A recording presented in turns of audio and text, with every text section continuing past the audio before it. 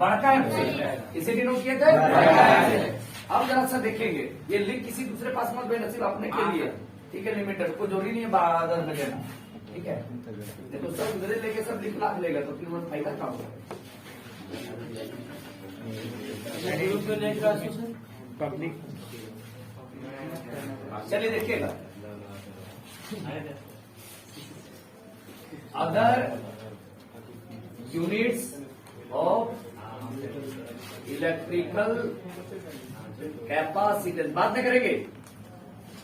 Electrical capacitance, other units of electrical capacitance, सही है। Other unit, अच्छा इलेक्ट्रिकल कैपेसिटेंस का, इलेक्ट्रिकल कैपेसिटेंस कैसा यूनिट क्या होता है? फायरेड। फायरेड क्या होता है? फायरेड क्या होता है? फायरेड। तो अब जरा वे बात, अभी तुम लोग को कंफ्यूजन भी दूर करेंगे। आप जब कैपेसिटर को आज मैंने लाया नहीं, कैपेसिटर जो होता है उसमें देखिएगा जो लिखा रहता है 20 माइक्रोफैरड, 30 माइक्रोफैरड, 25 माइक्रोफैरड, 10 माइक्रोफैरड, वो आखिर है क्या? आखिर है क्या? माइक्रो में ही देगा, डायरेक्ट 20 फायरेड ही क्यों नहीं रहता है? अब जरा देखेंगे आज निकाल कर, तो उसकी समस्या समझेंगे क्यों नहीं होता है।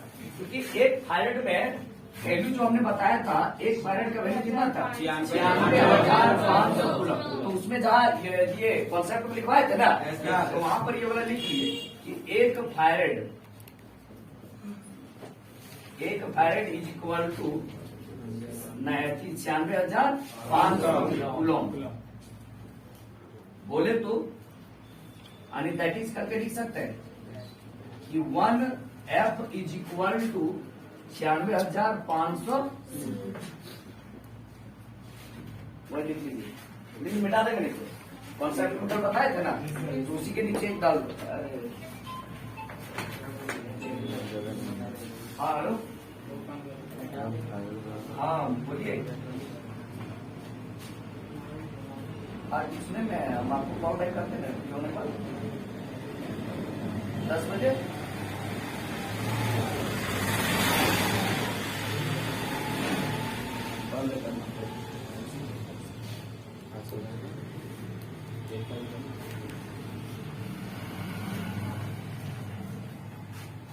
थोड़ा म्यूट करो, म्यूट करो।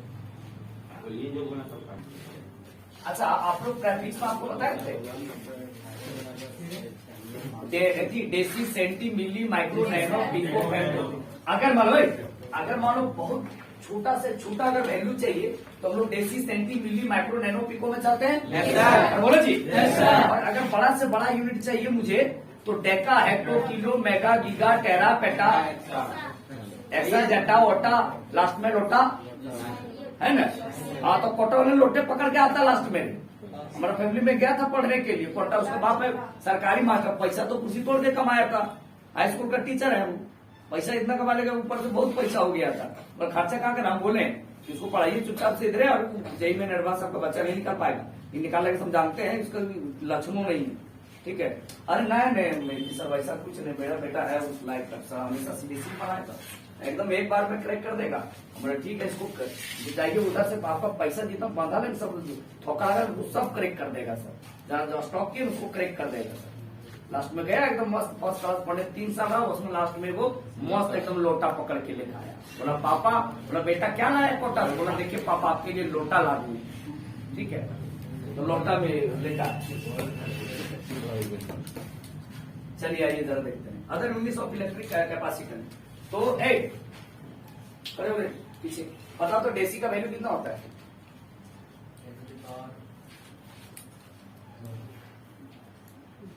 चुप कर, बता डेसी का वैल्यू कितना, जल्दी बता।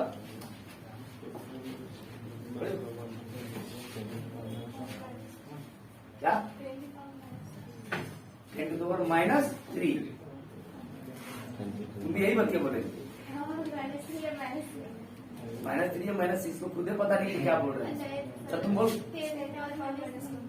10⁻⁻1 deci centi milli micro nano pico femto atto zepto yocto नहीं जानते हो रे? Deca, hecto, kilo, mega, giga, tera, peta, exa, zetta, yotta. हाँ, इसलिए बोला लास्ट में लौटा बस।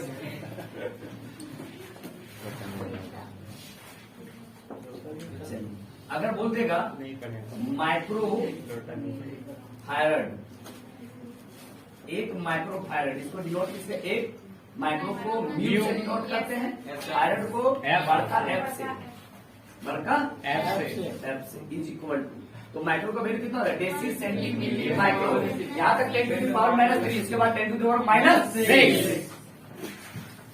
हम बोले थे इधर गधों को भी समझ में आएगा, एक से मल्टीप्लाई करेगा नहीं, कोई फर्क नहीं पड़ता, अगर 5 रहता तो 5 से मल्टीप्लाई करना पड़ता।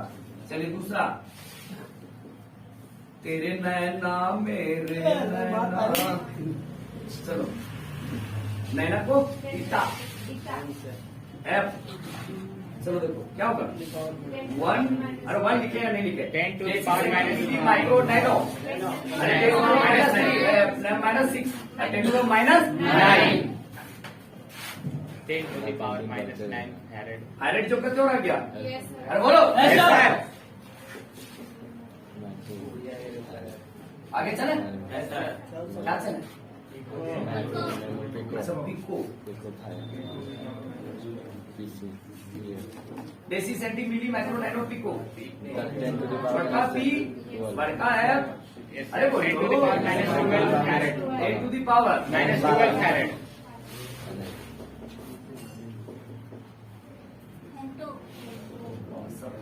कर दे,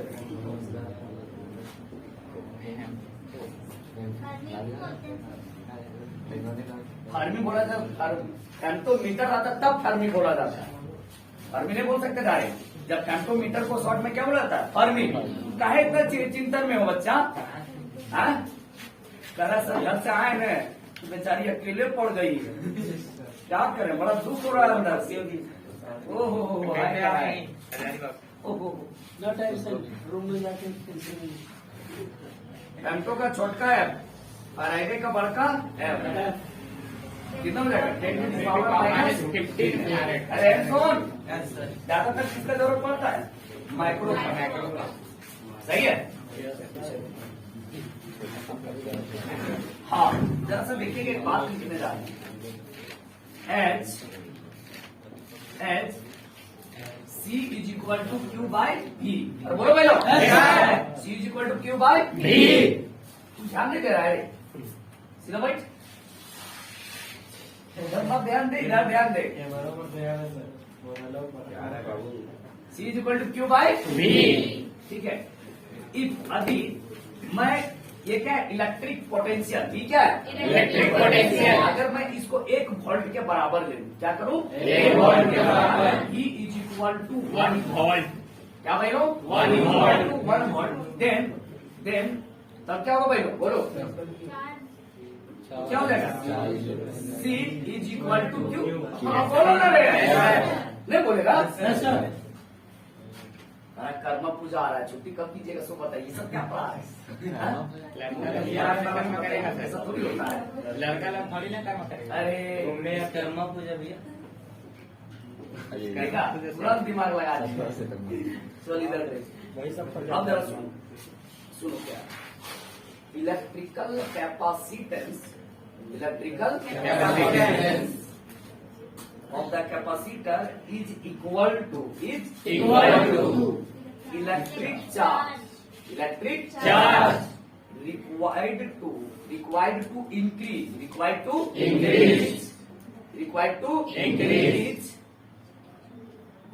its electric potential by 1 volt। सुनो, अगर मैं पहले मैंने बताया था कि अगर मैं चार्ज को बढ़ाता तो पोटेंशियल क्या होगा, बढ़ जाएगा, तो कैपेसिटेंस क्या होगा, घट जाएगा।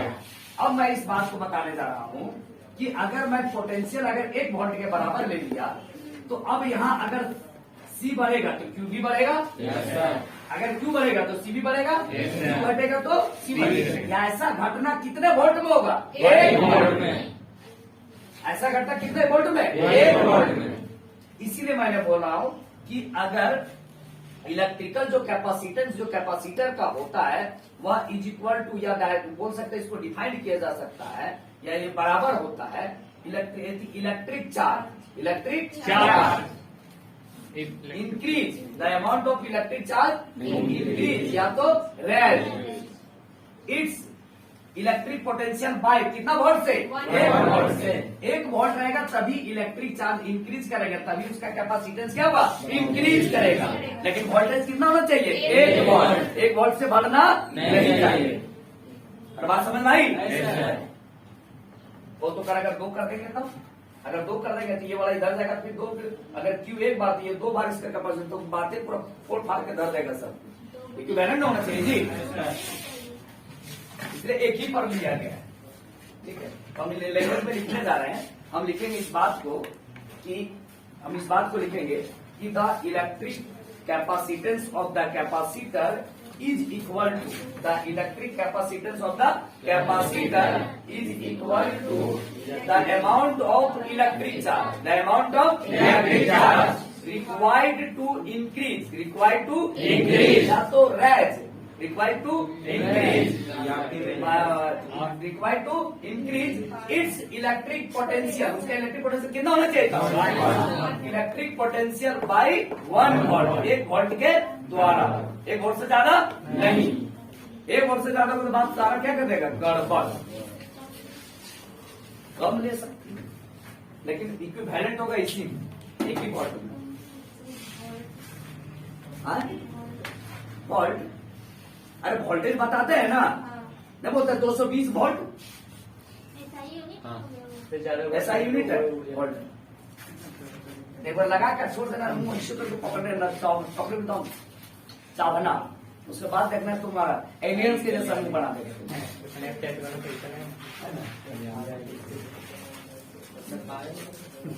ना प्रॉब्लम बाबू, तो बहुत कुछ, तुम तो न्यूटन के खानदान से है, बहुत होशियार है। किसको खोजा था नहीं? इतना बुर्बक है, अपने आप ना माइकल फैराडे के खानदान से है। कौन ऐसा इस तरह करेगा? कौन अट्रैक्ट, क्या अट्रैक्शन होगा? सुनो, ऐसा क्यों होता है कि मतलब हम कैपेसिटर किसी इलेक्ट्रिक एप्लायंसेस में क्यों लगाते हैं? ऐसा इसीलिए लगाते हैं चूंकि क्या, चूंकि किसी भी इलेक्ट्रिक एप्लायंसेस को फर्स्ट टाइम में वर्क डन करने के लिए उसे मैक्सिमम करंट की आवश्यकता होती है। करंट का ऐसा यूनिट होता है एम्पियर। क्या होता है बच्चा? एम्पियर।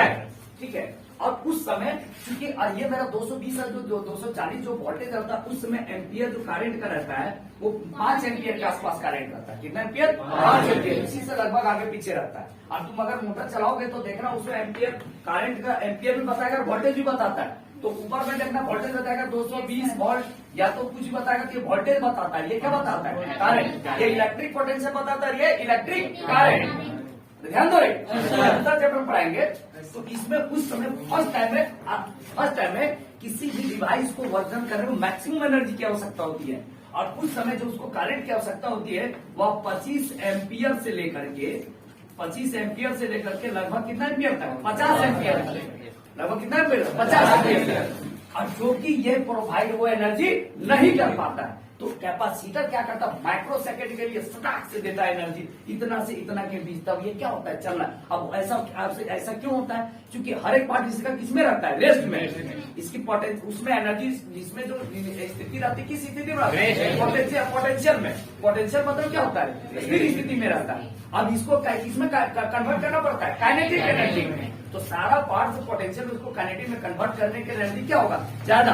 जब चल पड़ेगा ना, तब इसका एनर्जी क्या होता है? कम दे दोगे तो फिर 5 एम्पियर में दूसरे कैपेसिटर खोल के रख दो ना, कोई मतलब नहीं, इतना ही काम करेगा। इसीलिए देखना कि जब ट्रेन वगैरह में चलते हो तो पंखा वगैरह जो होता है, अगर नहीं चल रहा है स्विच देने के बाद, तो उसको धक्के दोगे तो चलने लगेगा। ठीक है, इसका मतलब है कि तुमने 25 एम्पियर से 50 एम्पियर के बीच तुमने एक्सटर्नल फोर्स लगा करके दे दिया उसको, तो धक्का देता। अगर तुम लोग एक्सटर्नल फोर्स लगाए, वो एक्सटर्नल फोर्स का काम यहाँ पर कौन करता है? कैपेसिटर। और समझ भाई, तो शुरू में किसी भी इलेक्ट्रिक एप्लायंसेस को इतना से इतना के बीच इसको जरूरत पड़ता है, जो कि ये प्रोवाइड नहीं कर पाता। ये प्रोवाइड कौन करता है? कैपेसिटर। और समझ में, इसको क्या बोला जाता है देहाती भाषा में? देखो, जो बात बतानी बहुत बात नहीं दिखाते, क्योंकि ट्वेल्थ बोर्ड का लेवल का है। यहाँ तुम्हारा यहाँ मेन एंड एडवांस नहीं हो, तुम पढ़ कर जानते कि तुम तर जाएगा। ज्यादा लिखा देगा तो कॉपी भी लगा, ये तो बहुत ज्यादा लिखा देता है। कॉपी मिलाने तो तुम और फंस जाएंगे, ग्राहक मेरा बिगड़ जाएगा, इसलिए बात बोल के निकल लेते हैं। चलिए ये बड़ा बात हम थोड़ा लिख देते हैं ना, वहां क्या लिखना है, the electrical capacitance of capacitor is equal to, equal to कब होगा, देखो इक्वल टू कब होगा, equal to the amount of electric charge charge when to increase charge required पड़ता है, जरूरी पड़ता है Required to to increase. Increase, अगर इधर इंक्रीज करेगा तो भी इंक्रीज करेगा, रिक्वायर्ड टू इंक्रीज बोले या तो इसको ब्रैकेट में लिख देता है रैज, RAISE, रैज मतलब ऊपर उठना, मतलब वैल्यू पर उठा, ठीक है, razz it's electric potential, it's मतलब उसी का है, इसमें घटना घटित हो रही है, इट्स इलेक्ट्रिक पोटेंशियल कितना वोल्ट से होना चाहिए, कितना वोल्ट के द्वारा इंक्रीज या डिक्रीज कर सकते हैं, एक ही वोल्ट के द्वारा, electric potential by 1 volt, 1 volt रहेगा तभी हम इसके इलेक्ट्रिक चार्ज को इंक्रीज से इसकी कैपेसिटेंस बढ़ेगा या तो घटाएंगे तब घटेगा, या कितना वोल्ट के द्वारा हो सकता है, 1 वोल्ट, इसमें कितना वोल्ट होने चाहिए, 1 वोल्ट, बात समझ में आई? चलिए यहाँ तक बात सही। अब आपको मैंने कल एक बात बताया था कि किसी भी कैपेसिटर का जो कैपेसिटेंस है वो किन किन बातों पर डिपेंड नहीं करता।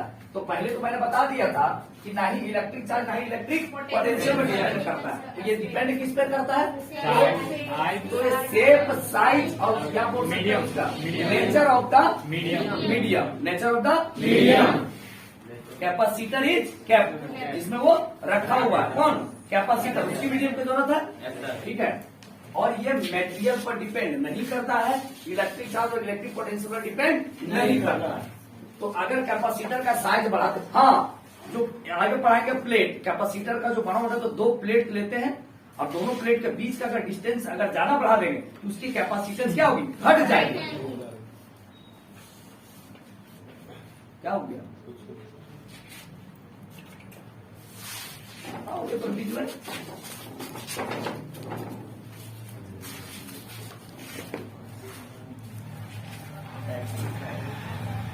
इसका फोन आया था, हाँ? किसका,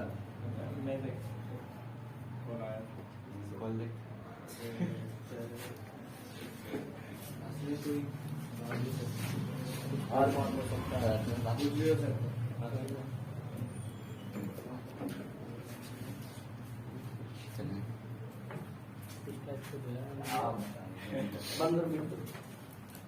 the electrical capacitance of the conductor does not depend on the material of the conductor के material पर डिपेंड नहीं करता, full stop. It depends on the shape, size and nature of the medium,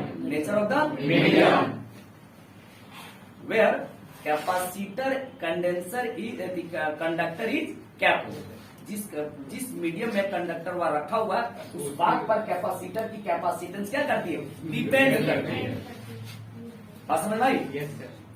अरे बोलो रे, करो चल के तो सबको लखवा मार दिए का रे।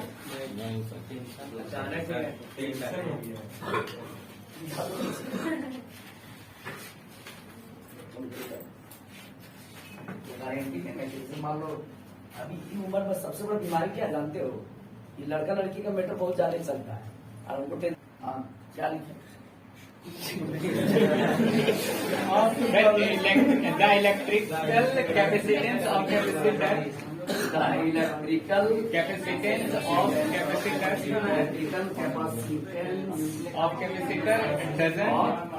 capacitor doesn't depend on capacitor does not depends नहीं लिखेंगे, डिपेंड लिखेंगे, depend on the material material of the material of the conductor. Conductor के मटेरियल पर या कैपेसिटर की कैपेसिटेंस डिपेंड नहीं करता। इट डिपेंड्स अपॉन बोलिए Space, size and The nature of the medium. the nature nature of the medium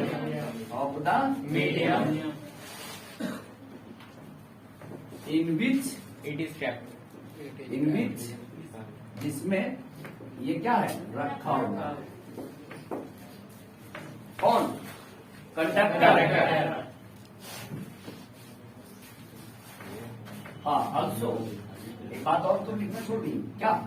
पता नहीं। Exam में पूछेगा नहीं, हो सकता पूछेगा तो लिखना भी पड़ेगा, हो सकता पूछ सकता है। Also it does not depend on the बोलो Electric charge or and electric potential. electric Potential.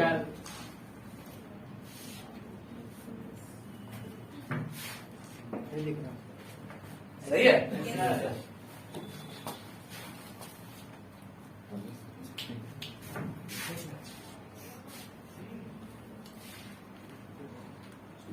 बात नहीं की तो ऐसे कुछ रहा नहीं। चलो थोड़ा क्लियर देख लेते हैं, बड़ी क्वेश्चन है जो कल बता रहे थे आप लोगों को कि एक मैंने बताया था कि एक कूलम जो चार्ज होता है ना 96,500 जो कूलम चार्ज होता है फैरेड के बराबर होता है, और उसके लिए उसको रेडियस कितना जरूरत पड़ेगा। यानी सेट साइज की जब हम बात किए हैं तो उसका रेडियस का जरूरत पड़ेगा। अरे बोलो जैसे मान लो जो कंडक्टर तो उसका रेडियस की जरूरत पड़ता है ना, तो आखिर उसका एरिया की रेडियस उसकी कितनी होनी चाहिए। ठीक है, तो हम लोग लिखेंगे कि the electrical capacitance is of an isolated conducting sphere। हम लोग इलेक्ट्रिकल कैपेसिटी यानी सी का वैल्यू निकालेंगे। किसका वैल्यू निकालेंगे? सी का। एक आइसोलेटेड कंडक्टिंग एक स्फीयर लेंगे। स्फीयर मतलब समझ रहे हो? गोला। अरे गोला नहीं, गोला है कि नहीं?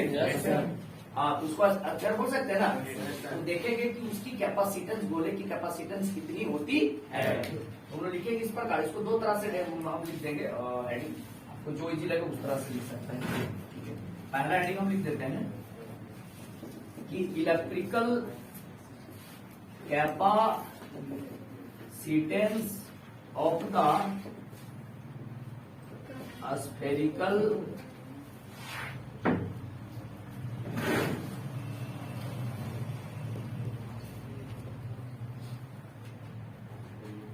सरफेस स्फेरिकल कंडक्टर या तो और कंडक्टर किस शेप में होगा? स्फेरिकल। या तो इसी को लिखेंगे electrical capacitance of an isolated का मतलब समझाते हैं, ऐसे समझा चुके हैं। Isolated conducting sphere. सही है जी? Yes, sir.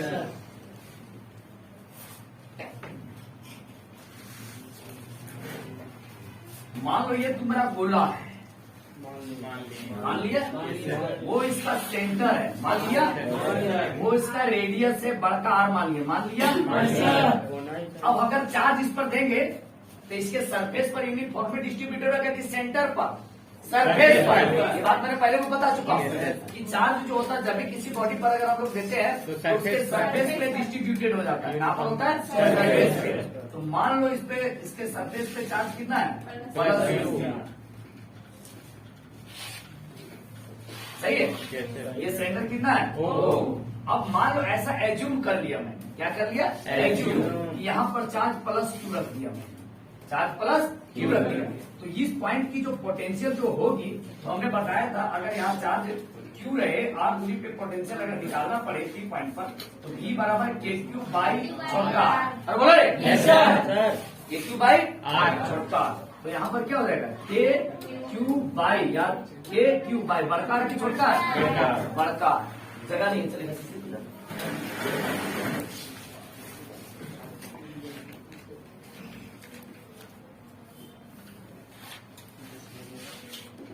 चलिए लिखेंगे consider a spherical conductor isolated consider an isolated conducting sphere of radius बड़का r of radius बड़का r ये एज्यूम किए हैं प्लस टू क्या किए हैं एज्यूम किए हैं एक्चुअली भाई चार्ज सेंटर पर होता है क्या नहीं कहाँ होता है सरफेस पर बात समझ में आ रहा है ना तो लिखेंगे कि consider an isolated conducting sphere of radius बड़का आर कितना रे बड़का suppose plus Q charge is kept at the centre O of the centre O तो लिखेंगे फिर इस बार अच्छा ये क्यू क्या है positive charge Q charge distribution uniformly distributed over the surface surface है तो स्क्वायर कर देंगे Yes, sir. अरे बोलो रे सर या ऑन द स्क्वायर ठीक तो चूंकि electric potential at the surface is भी बराबर क्या होगा के क्यू बाई आर फिर लिखो मत रुको ना अरे समझो ना बात को रे समझो ना बात पटरियो भी पूरा कर लेगा पटरियो खींच लेगा सही बात है